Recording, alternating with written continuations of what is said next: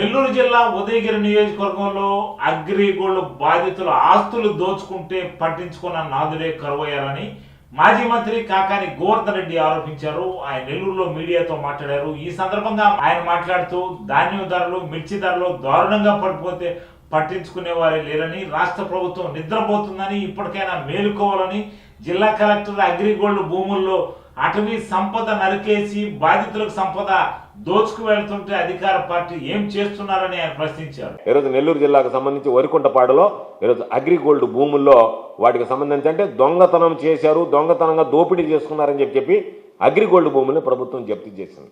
ఆ భూమిలో దొంగలు పడ్డారు. ఇప్పుడు అన్ని పత్రికలు రాశాయి. జిల్లా కలెక్టర్ గారిలో ఏమీ చలనం కనిపించడం లేదు. జిల్లా అధికార యంత్రాంగం ఏమీ పట్టించుకోవటం లేదు.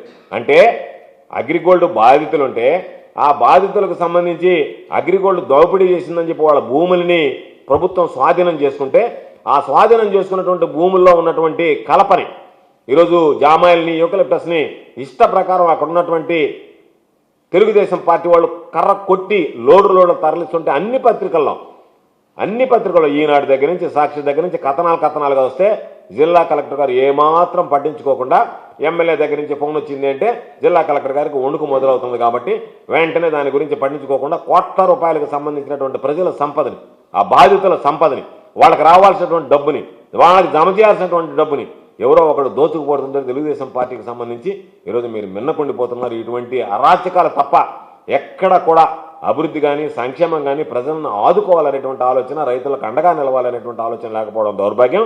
కాబట్టి మీరు వెంటనే రైతులకు సంబంధించి ఏదైతే హామీలు ఇచ్చారో వాటిని నిలబెట్టుకోవాలి.